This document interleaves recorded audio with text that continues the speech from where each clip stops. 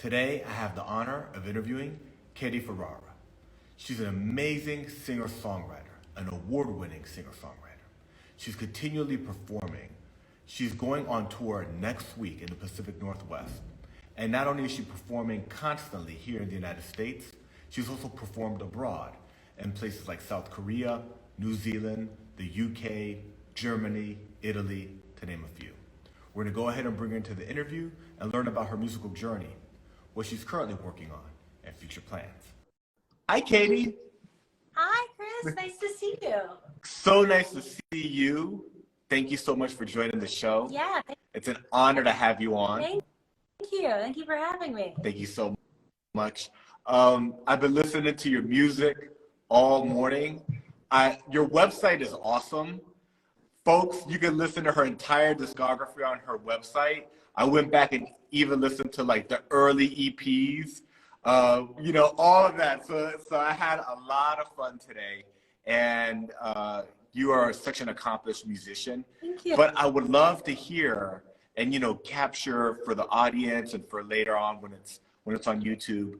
Tell us about your musical journey, how you first got started in music. Yeah. Well, I always tell people that I really got my start through street performing. And that's kind of how we met. We met at City Walk. That's right. I was playing out there at the Founding Court. I made like a New Year's resolution in like 2013. That's about 10 years ago. So it's like the anniversary of like my street performing journey. I decided to play in Santa Monica, and I got a little amp and started singing out there. But before that, I was into music. I was really into singing in choir. That's kind of where I got a lot of my singing experience. Learning how to harmonize and learning how to use my voice. I always wanted to sing, and I was like really shy when I was in high school and stuff. So when I joined choir, it's a really cool way to like meet other people and have mentors. I had like my choir teacher. She really got me out there, and I got to college and I thought, oh, do I want to do music full time? I ended up not doing that. I ended up studying psychology, and then when I graduated college, I was like, oh, I think I want to do the music thing. So that's why I was like 25, and I was like, I have to do this now, and I had made that resolution to street perform, and so that's why I always tell people like, well, that was really what got my foot in the door with music, because I started making money doing that, and that enabled me to do all the things that I do today. Yeah. What a cool story.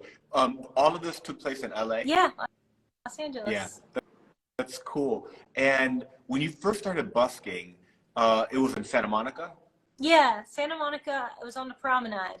That's awesome. I mean, that's what's so cool about LA is that you can actually do that here, right? Yeah. You can go out somewhere and do that. Did you have any originals, or did you first start with covers? I had 2 EPs of originals. So probably the EPs that you were listening to, I'm kind of embarrassed. No, they're good. They're really good. I think my voice is a lot stronger, and it sounds a lot different now, and my songwriting is a lot different. But those 2 EPs, I recorded those in London, and I came back to LA, and I had like stacks of them in my house, and I'm like, oh, what am I supposed to do with these? I was trying to sell them at the, House of Blues and like all the places on the Sunset Strip. And then I was on the promenade, and I would like sell my CDs, these EPs. So I've gotten rid of like all of When Love's Not Around. I don't think I printed Naturally. Those are the 2 ones that I had printed. So I was singing a lot of originals. I was singing lots of covers, about 50-50. Yeah. The cool thing is when you get tips when you bust, you meet people, you get opportunities, and you sell merch. And you have merch online that's separate from merch that you'll have in person, right? Yeah. The stuff that I have in person, it's one of a kind. So I have my candles that I'll sell, and then I've got the physical CDs. I've got buttons and pens that I'll give out in exchange for, you know, an email address. But like you said, it's a really great way to, you know, get yourself out there. You know, it's free exposure. Well, and not everybody could do it. You know, we were talking about that a little bit earlier. You really have to have stage presence, confidence. You have to be able to perform in front of different types of crowds. You have to be able to project. Yeah. Weather and, you know, and there's different types of personalities that you have to deal with. And your in-person performance is awesome. I very much appreciate that. I mean, I would say I didn't start off like being like that. Yeah. I was really shy, like what I was saying, and the songs that I would choose, you know, maybe they didn't show off my vocals as much. I also felt like when I started, you know, I had to learn about volume, how to project my voice, how to sell myself. You know?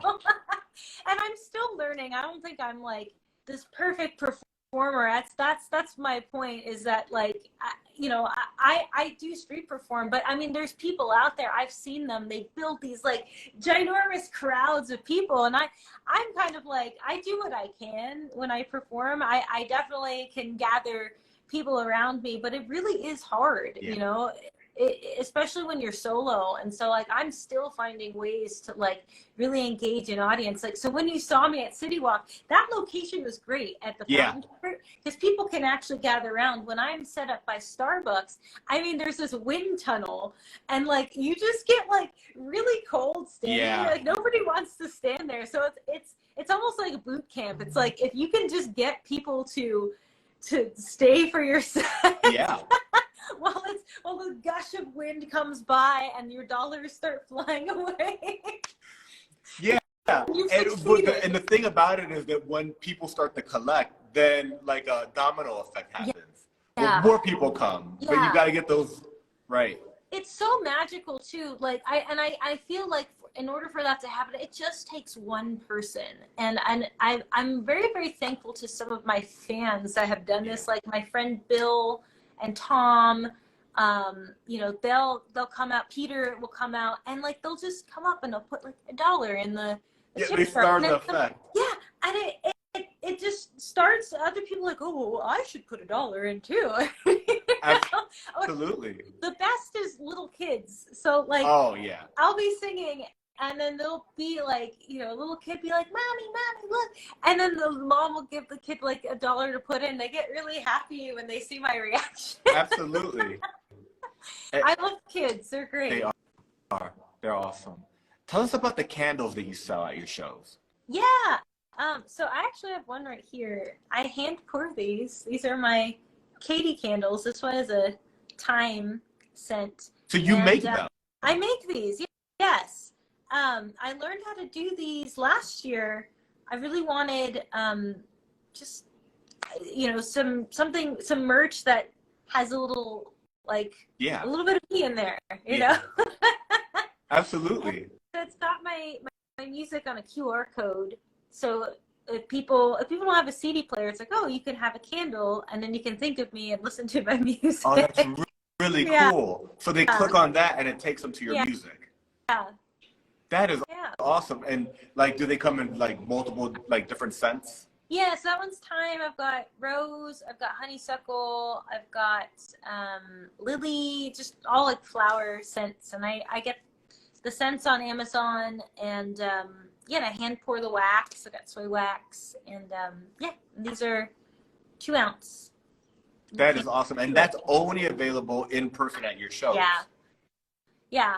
It gets people to come out to the shows because it's like a nice little memento they can take away. That's really cool. Yeah. That's really cool. So you've been releasing music. You know, there's like the EP, the early EPs we talked about, but you have multiple albums and then a lot of singles that you've done. Yeah. Can you talk to us about some of your albums, the 2016 Dreamcatcher, and then you also had the 2020, The Break Free? Yes. Those 2 albums, they mean a lot to me.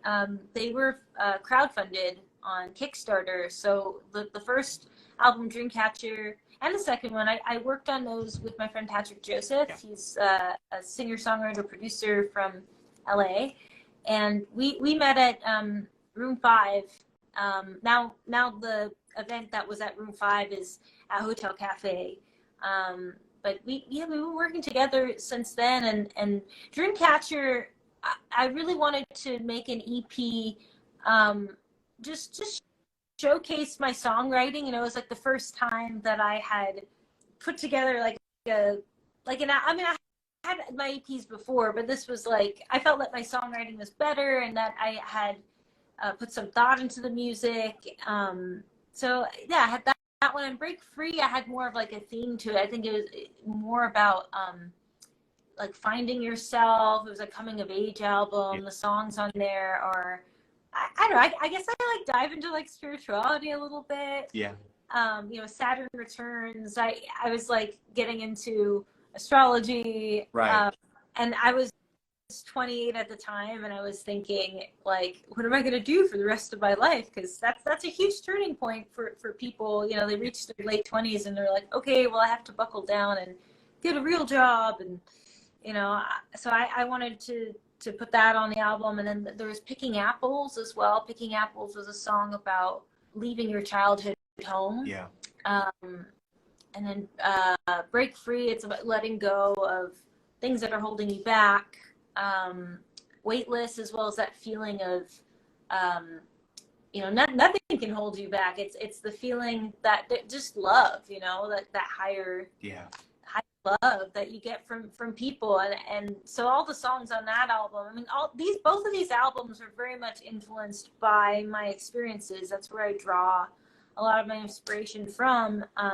You know, I like that I'm able to travel through music, and I'm able to meet people from everywhere, and that just goes into the songwriting. Yeah. They're great projects. Yeah. You know, you talked about traveling. You're going to be traveling next week, and can you tell us a little bit about your tour that's coming up in the Pacific Northwest? Yeah, I didn't expect to be going up there. You know, a lot of the time when I book tours, you know, these are like all indie tours. It's usually maybe a fan will come up to me and say, hey, we would love for you to play at our wedding, or my friend is getting married. My friend Garbo, she's my best friend from college. That's and cool. So I was like, I'm going to go up there. And then my friend Kevin, I want to give you a big shout out. Kevin's in the stream. Kevin was like, you're coming up to the Pacific Northwest. And so he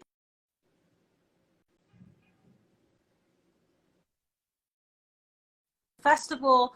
And I think that's so wonderful about being an indie artist.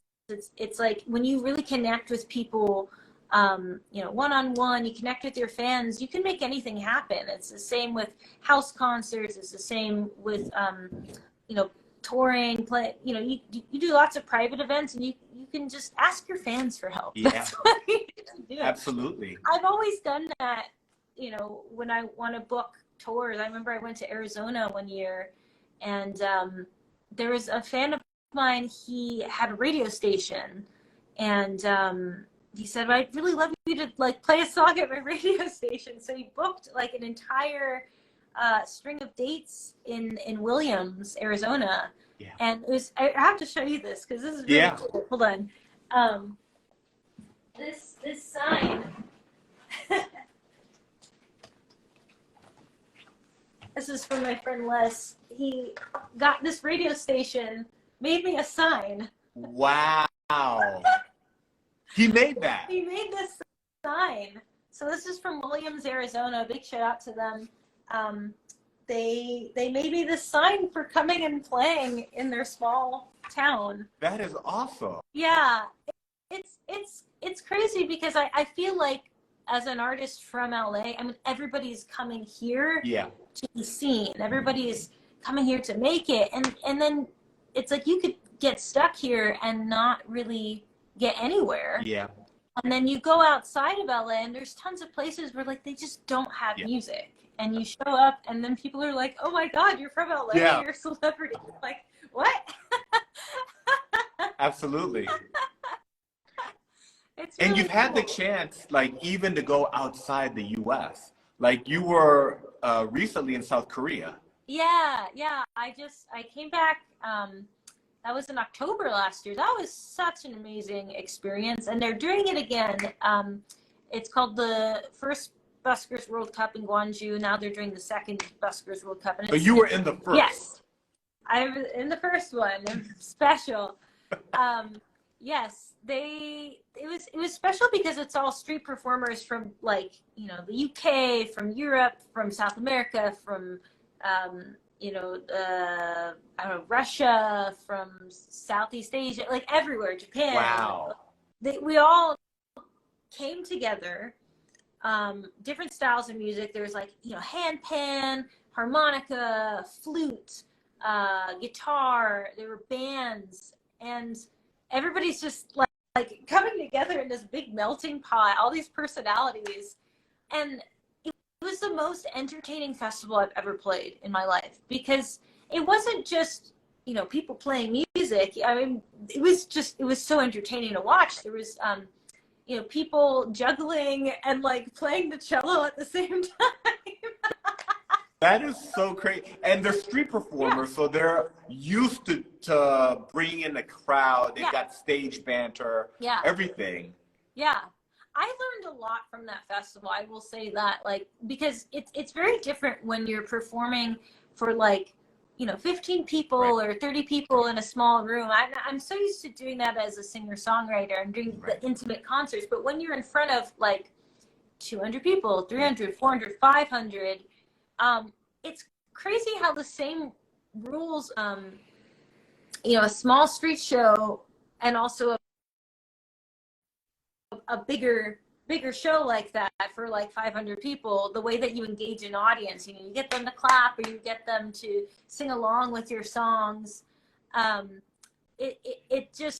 It translates the same. It doesn't matter if you're, like, a nobody, out in the street, or if you're on a stage. It really does translate. So it was interesting to watch and see how other performers engage the audience. And so I'd watch them. I'd be like, oh, okay, I'm going to try that for my next set.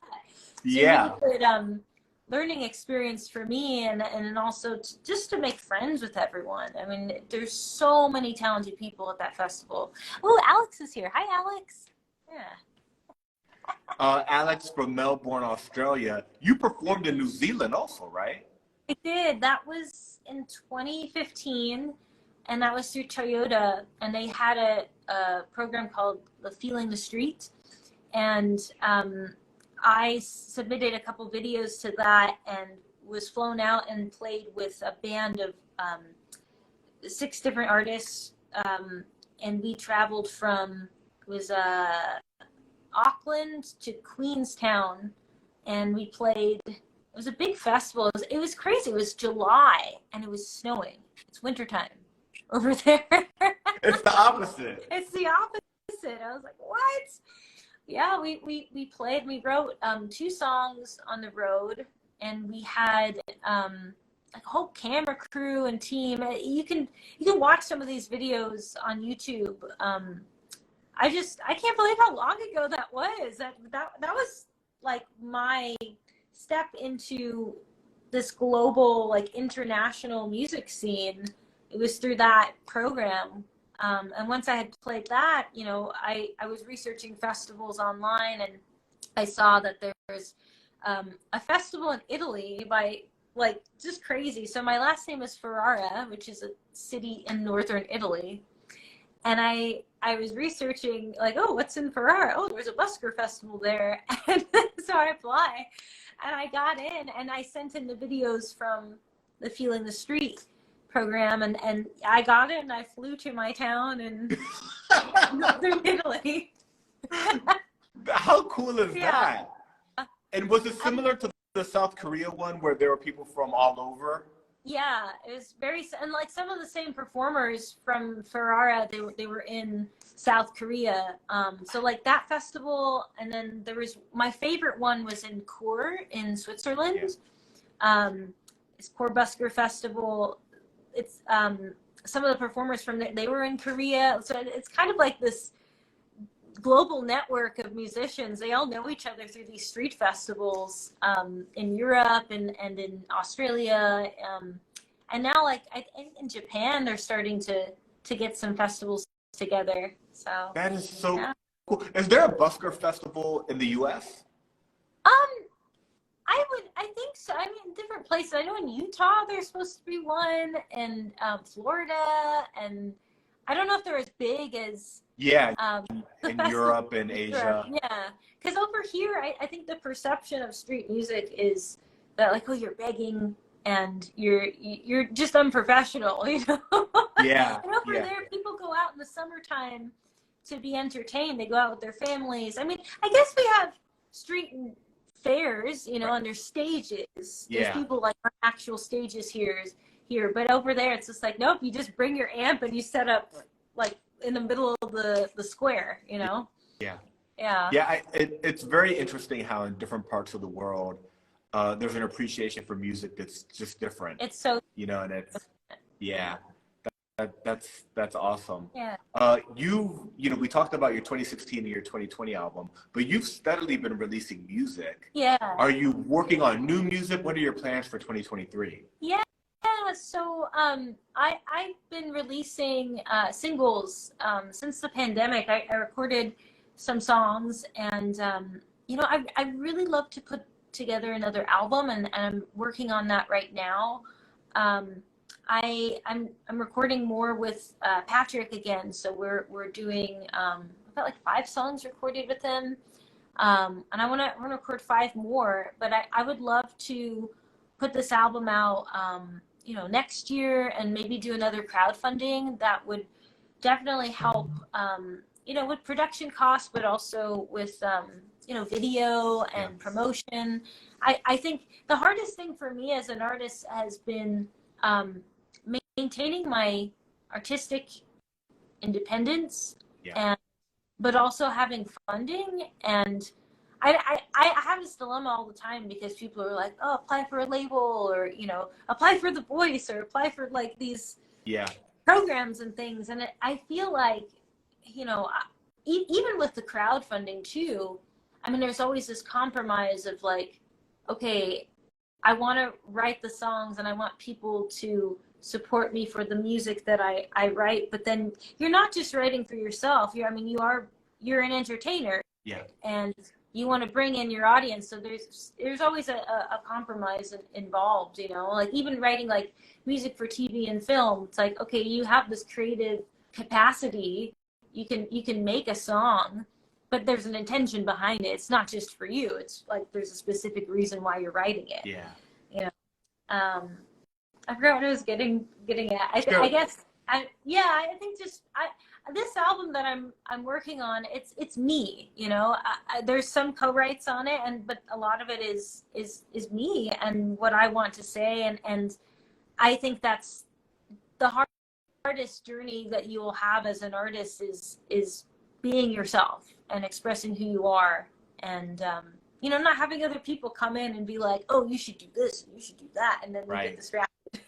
Absolutely. No, we want Katie. Yeah, that's Absolutely. what I'm doing. You mentioned TV and film.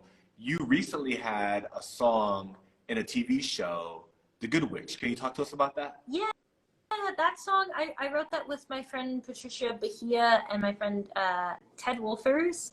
And, you know, it's funny because I didn't even think anything of that song. I mean, I had taken a course in like how to write for TV and film. And so we were doing everything, you know, with the OOs and the kicks and the snaps and claps and things. And then, you know, I had that song and an opportunity came up, and I submitted it, and the music group, 411 Music Group, they really liked it, and they used it in the show, and that was that. And so I would say, you know, if anybody is interested in TV and film, I mean, just build a library and just keep adding to your library. And you never know, like if you get several sync agents, like maybe one of them will pitch your song and it'll hit, and you just never know, and you just have to keep writing. I feel like I feel like I got lucky on that one. It was just like at the right place in the right time. You know? Yeah. A lot of times it's like that. You know, it's the right place at the right time. Was that the first time one of your songs was like in a TV show? Or Yeah. That's so That's why cool. that song's special to me. Yeah. It's really cool. And like I was on Instagram the other day, and you know, I saw someone covering covering the song, I was like, wow, okay, like Yeah, I guess this is a good song. yeah, that's so cool. Yeah. You know, for people who aren't in LA or who have not had a chance to see you perform, normally when you're out performing, when you're busking, when it's not you with your band, but it's the KD solo show, what does it entail? Because you've got more than just a guitar. Yeah, I've got my stomp pedal, so I can add like a little kick drum. I've got my looper so that I can create beats on the fly. Like say I'm playing guitar and I just want simple backbeat. I can do that. I can add like a little hooky guitar part. I've got a harmonizer. I've got my reverb. I've got my Christmas lights that I put up all the time.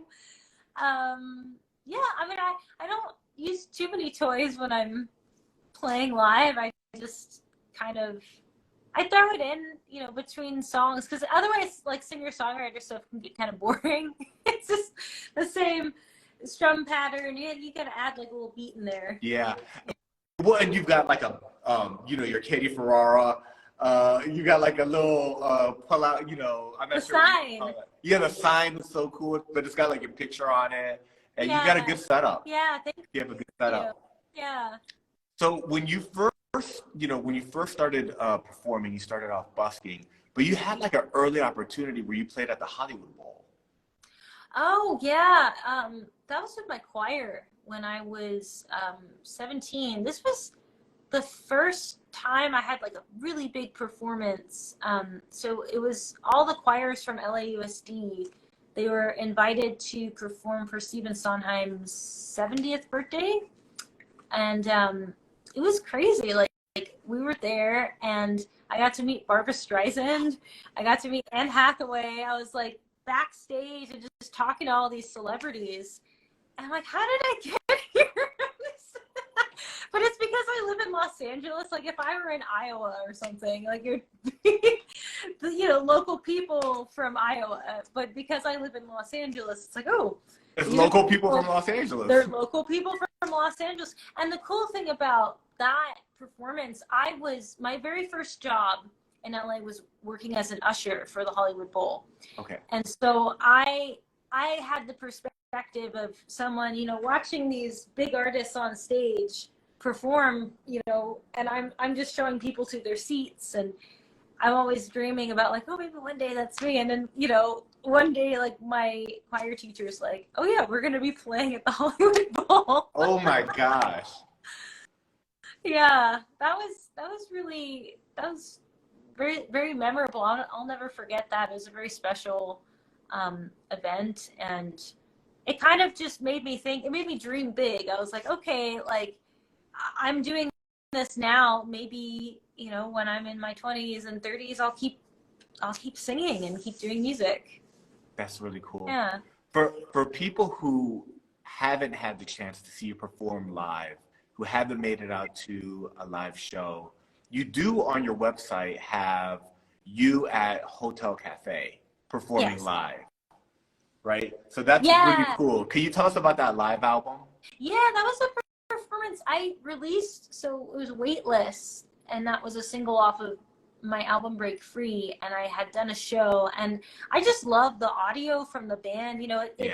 It's such a privilege to be able to play with a band in LA, because everybody they're kind of out for themselves, and I pay for session players, and I'm doing a lot of my gigs solo, and so when I do get to play with a band, it's so special. So I try and record everything. I try and get video, and then the people who attended that show, I mean, they got the audio from that album that's on my website. It sounds so good, because you've got instruments that you don't play, right? Yeah. You've got strings, you've got other things going on. Yeah, it's really good. It's really cool because, as I was saying, like I perform a lot solo, and then even when I write songs, I can hear all these parts in my head. Wow. And I think like, oh, this is dumb. Like this will never like work out. But then like you bring in a guitarist, you ask a drummer, hey, do you want to play with me? And then it makes me believe in the songs even more. Yeah. Like they're bringing these ideas in my head to life, and I don't know how to describe that feeling of like, no, this isn't dumb. This is a real thing. This is a real idea. And when other people play with me, it's like they believe in the song. Yeah. So it's like I'm getting like an entire room to like believe in this message that I'm trying to convey. It's so amazing. That's really cool. And then your albums in the 2016 Dreamcatcher and in your 2020, you've got a lot of different musicians contributing. Oh yeah, I've got well, Paul Riddell. He's playing on the new stuff that we're recording with Patrick. He's amazing guitarist. Fernando Perdomo. He worked on several of my singles I put out in the last couple of years. He played my band at the Moroccan Lounge in January this year. He's an incredible guitarist. You guys should check him out, Fernando Perdomo. He works with all sorts of artists. He's touring now. He's going to be going to the UK pretty soon. Who else? I got John Urban on the bass. Lauren Stockner. I'm actually seeing Lauren. She played in my band. This was in 2020. Yeah. And she moved to Seattle, but I'm going to be seeing her in Seattle. Yeah, you're going to see her this next week. Yeah. Amazing. Ken Oak, he's a cellist, and he's local to LA, and we've known each other really long time. Amazing strings player. My friend Charles McDonald, Tom McNally. Charles plays piano and Tom plays guitar. Who else? Oh, my friend Lucy LaForge. She was on that live album. She did backing vocals. She's a great person to interview if you need more people. She's amazing. Yeah. I forgot who else is on my albums. You have to remind me. Well, and what's interesting is that the 2016 album, the 2020 album, sound a little bit different too, right? The 2016 has a little bit more mids, more bass, and more, it has a sound. 2020, right? It sounds you can hear your songwriting changing a bit, and it's really cool. Yeah. Really cool. Yeah, it's definitely a bigger sound on the Break Free album, and my voice is just, I think it's just grown so much since that first EP that I put out. I think it's also from playing with so many different musicians, and also co-writing with people. That's the only way that you can get better is that you try and play with as many people as possible. Yeah, and all the cool experiences that you've had, all the live performance, the traveling, the meeting other live performers. You learn things. You become different. Yeah. You have I think something that's really unique that not everybody could say they have it is if you were to go on Google Maps, right? And you were to type in Katie Ferrara, because I did it. I actually did this. I was like, well, let me try. Right. So if you go to Google, go Google Maps Katie Ferrara. There's a mural of you here in Los Angeles. Can you tell us the story about the mural it's called the Katie Ferrara mural. Yeah. That's what it's called. It's called the Katie Ferrara mural. Can you tell us the story about the Katie Ferrara mural? Yeah, so that was painted by my friend George Chaloup, and he's a street artist. He used to set up his paintings on that street corner, and I used to play on that corner of San Fernando and Palm. And one day I went out to set up, and he was painting my face on that utility box. So I think the city, they commissioned him to do that. And so it's just there until the rain washes it away. I mean, hopefully it doesn't wash it away completely, and I'm immortalized and I'll be here forever. What a cool, so you used to play in that location regularly. Yeah. And he memorialized that. Do you ever still play there? I'll go out once in a while. I think my main spot right now is City Walk. Yeah. I was going out there a lot, and it's crazy because I was trying to apply for the street performer program at Universal, and I kept emailing, not getting a response. I'm playing, and then a guy that books that program, Stuart, he was walking down the street, and I'm playing like the worst song ever. I'm like trying to solo and like, you know, I'm looping and sounding like crap. Right. And then he comes by and he's just like listening, and I like look up and I was like, oh crap. You're like, of course he would show up at this moment. At this moment. And then he's like, oh, it's sounded really good. Here's my card. And it was to City Walk. And I was like, that is so crazy. Yeah. Like, out of all people. So what I'm trying to say is, like, I think we spend a lot of time online, and we try, you know, emailing. Just sometimes you just have to get out there in person, and then the contact that you need to meet will, like, I don't know, they'll just see you. Because that's what's happened. I've been booked for like private events or weddings and or even like festivals or booking agents that, you know, they see me playing, and in my mind I feel like the best way to network, it's always been the old school way. You see, like, we have the internet and it's a great tool and resource. Right. You can do a lot of research, you can connect to people from all over the world, but we can't throw out you know, talking to people over the phone or meeting them in person or going into a venue and saying, hi, my name is Katie. I'm a musician. I would love to play at your venue. Here's some links to my music. Can I play you a song? You know, like it goes such a long way when you introduce yourself in person, or you try and be personable like that. And I think that's what a lot of artists are missing, you know, because it takes a lot of balls to do that. It takes courage to get over that. You have to be willing to get rejected. You have to be willing, because you're going to get rejected. I've been rejected a lot of times, and it hurts. But then there's that one person that's just like, oh my God, I'm a fan, and that makes such a huge difference. Like I played this gig the other day at Boathouse in Long Beach, and you know, I do this gig like every weekend, and you know, sometimes people are listening in restaurants and stuff, and sometimes they're not. But this guy Doug, he came out, and he had originally seen me at City Walk. He saw me in 2018. He took a picture of my sign, and he like bought my album online. He's been following me ever since. And he comes out to this gig, comes out with his wife, and they're like, we love your music, and we're like, we're so happy to see you. And when you played Landslide, like I cried, and like I was so happy for that moment, and that really kept me going. The last weekend, I've had so much rejection this year. I don't want to get too much into it. I mean, I applied for all these different things, and it's like, nope. But that one person that came up to me and was just like, I appreciate you. I was like, okay. Yeah, I'll keep going. And he said, you have a special gift. You do. Like, don't stop singing.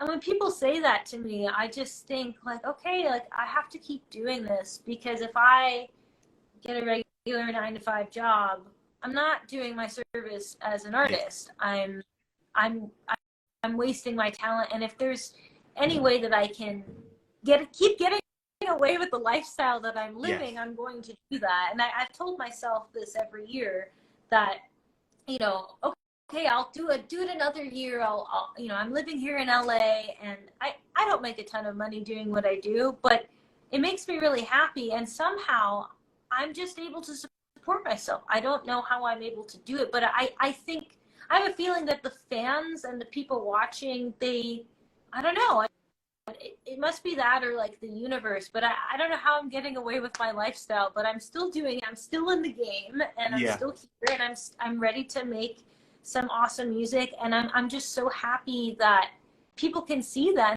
and they tell me, and I really needed to hear that the other day, because I was so ready to be like, I'm getting a real job. You have a real job. This is real. You're an incredible talent. Do not stop. But this is a great moment for anybody watching now or who watches this later. If somebody wants to hire you for a private gig, for a wedding, for a showcase, for a venue, how can they get in touch and you know, book you and hire you? Yes, so the best way to hire me or discuss an event would be on my website at katieferrara.com. There's a contact form there, and you can tell me about what you're looking for, how many hours of music, the location, the songs, and we can make it happen. So katieferrara.com. That's right. And Katie travels. So it's not limited to just LA. She's going on tour to the Pacific Northwest next week. She's traveled to Europe, to New Zealand, Australia area, to South Korea. Have passport, will travel. Right? That is awesome. Yeah. Katie, do you have like, because I think you had your guitar around. Yeah, I got my guitar right here. You do? Yeah. Would you maybe play something for us? I would love That would be awesome. I set up my little microphone so you guys can get the full that's cool. Plugged in show. Got my guitar here. Ooh. Now you're officially sponsored by QSC and Yamaha. Yes. This is my Martin. My Yamaha is in a open tuning right now, so that is why I don't have my guitar. This is my travel guitar. Yeah. My travel Martin. This guitar actually means a lot to me. This was my mom's guitar, so. Oh wow. It's special. Absolutely. Even though it's not one of my sponsored guitars. QSC, I want to give a shout out to them. They have transformed my gigs. I will tell you that I always get complimented on the sound of my speakers, and a lot of the time I'm like, I mean, it's not just about the gear, but when you really focus in on your craft and then having good technology on top of that, it makes a huge difference. So I want to thank QSC so much for the speakers that I have. I have two K8.2s and a touch mix, and I love it. That is great. What are you going to sing for us? I'm going to sing a song of mine. This is called Love Ain't Simple, and it's on Spotify. And you can find it on my website as well, and Apple Music, everywhere. It's my favorite song to play. This is about what I think true love is.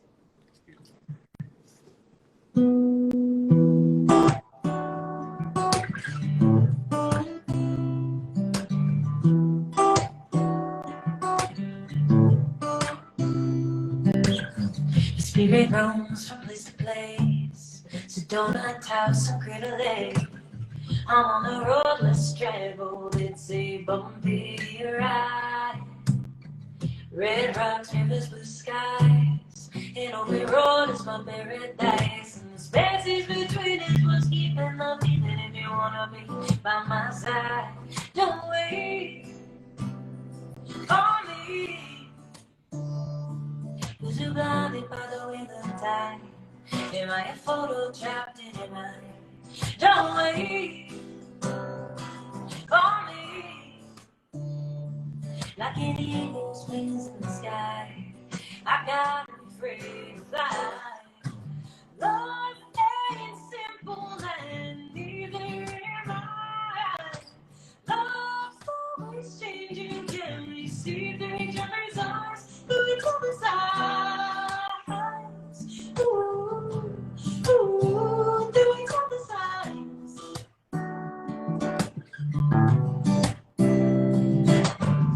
Hotel bars and street signs, loneliness on the city lights.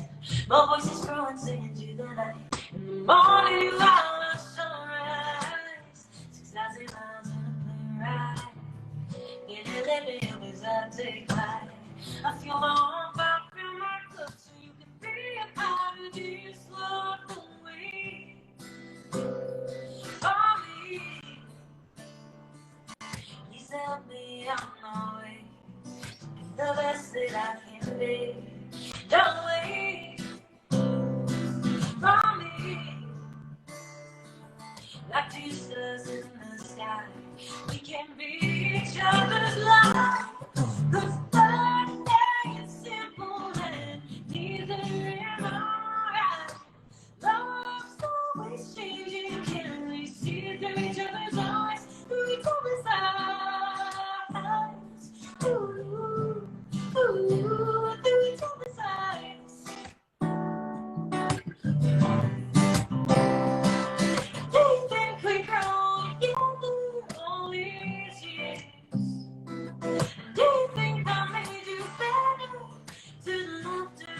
years. You think I made you better all these years. You think I made you better, better. Ooh, ooh.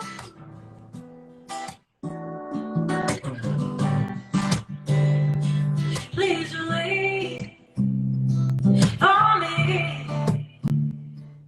I want you by my side. I finally made up my mind. Please wait for me. I can't turn back the time. Now I choose you as mine. Prefer a simple and easy enough. Love's always changing. Can we see through each other's eyes? Through each other's eyes. Ooh, ooh, through each other's eyes. And ain't saying bye. Yeah, love's always changing. Through each other's eyes. Ooh, ooh, through each other's eyes. Hey, hey, hey. Thank you. Wow. Thank you, Chris. Thank you so much. Oh my gosh. You're so incredibly talented. What Thank a you so beautiful much. song. Thank What a you. beautiful, beautiful song. Thank you. We have Wow. we have a question that somebody just asked, and I wanted to make sure it had occurred to me, and I'm really glad that Kevin Vasquez asked it. It gives us an opportunity to plug it also. When you perform, you frequently live stream it. Can you tell us where people can watch your live streams? Yeah, so I used to be really popular on that Periscope, and now that Periscope it shut down in like 2020, I moved my streams to TikTok. So if you want to find out when I'm performing, the best way to do that is to visit my bands in town or my website, and you can see when I'm going to be on. You know, when I have gigs like at Solita Tacos or at Boathouse, or if I'm busking at City Walk, you can see the schedule there, and then I'll just put on the camera. I plug my audio into an iRig, so you guys get the nice high quality audio, and yeah, it's a nice way to get an audience online, and not everyone can see me in person, so Yeah. I stream all my gigs that way. That is so awesome, Katie. Yeah. Is there anything else before we wrap up that you want to share with us to make sure that, you know, folks, that you're getting a chance to talk about anything that we haven't already covered? Yeah. Well, I wanted to give some shout outs to some people. Yes. I see Leanne here. Hi, Leanne. Leanne saw me. I was playing at this gig. She was with her sister. I was playing, where was it? It was like in Huntington Beach or something. She came out to see me play, and I always remember that. And I'm so grateful and so thankful to know such cool people. So she's been following me for years now. And Lee's here. Hi, Lee. Lee's a Kickstarter backer. We've got Miro. I want to meet Miro one day. One day I will be in Europe again, and we can jam together. We've got Kevin here. Big shout out to Kevin. I can't wait to see you in Seattle. Kevin's going to be playing some cajon with me. So yeah, check out our TikTok. We're going to be streaming live from the gigs. We got Daily J Side for here from Korea, from South Korea. Welcome. It's tomorrow over there. It is. Wow. It's tomorrow in South Korea. I'm sad I'm not coming this year, but this year's festival is going to be amazing. He was such a wonderful person to meet when I was playing at that festival. We got Joy Anthony here, Agramoni Compania. We've got, Mackenzie's here, my friend from high school. Elbow Jeans. We got Mike here from Nashville. Elbow Jeans. So he does a cover of that song. Wow. Of Loving Simple. And I think it's really cool, and I think he should post it online. Post it online. Yeah, it sounded awesome. He made it very country, and like I hear that song as a country song too. I mean, you can play it in any way you want. Um, what else? We've got that Andreas guy. We've got a Swap Fitness here. Hi, Swap Fitness, and Alex from Australia. Street Music Map. Thank you for tuning in. So many people in here. If I missed some people, I'm saying hello to everyone. Morg is here, Flavio, Mr. Brightside. Thank you all for tuning in. I'm trying to think what else I want to say. Well, we could do like a recap. You're going on tour. Yeah. Next week. You're doing the festival. Can you tell us again the name of the festival you'll be performing at? Yes, it's called Duval Days, and it's in Duval, Washington. It's just outside of Seattle. And yeah, and I'm playing Piccadilly Circus and a winery. I have to check the name. Kevin will write it in the comments because he's helped me book those dates. Yeah. So just stay tuned for any other singles that I drop this year. But for the most part, I'm really focused on getting these songs recorded. So please stay in touch. Follow me on Instagram. That's the best way to keep in touch with me, or my website at katieferrara.com. Stay tuned for some YouTube videos I'll be putting out. I'm going to be seeing my friend in Seattle, Lauren. We're going to make some videos. So stay tuned. Lots of good stuff happening. That's awesome. If you want candles, you have to get them in person. Yes. She makes them herself. Yes. And she has other merch that is online. Online, you've got shirts and mugs and things. But in person, you've got candles, CDs, buttons. Yeah. You've got stickers. You're cool, Katie. You're really cool. With a K. Yeah, that's, Cool with a K. that's right. Cool with a K. Yeah. So it's been truly an honor to have you on the show to talk about your musical journey, everything you've got going on. I hope to do it again sometime in the future, and I wish you the very best. Thank you so much, Chris. Yes, please keep in touch, and I wish you the best as well. Thanks so much. Yeah. Talk to you soon. See you at City Walk soon. Yeah, sounds good. Bye, guys.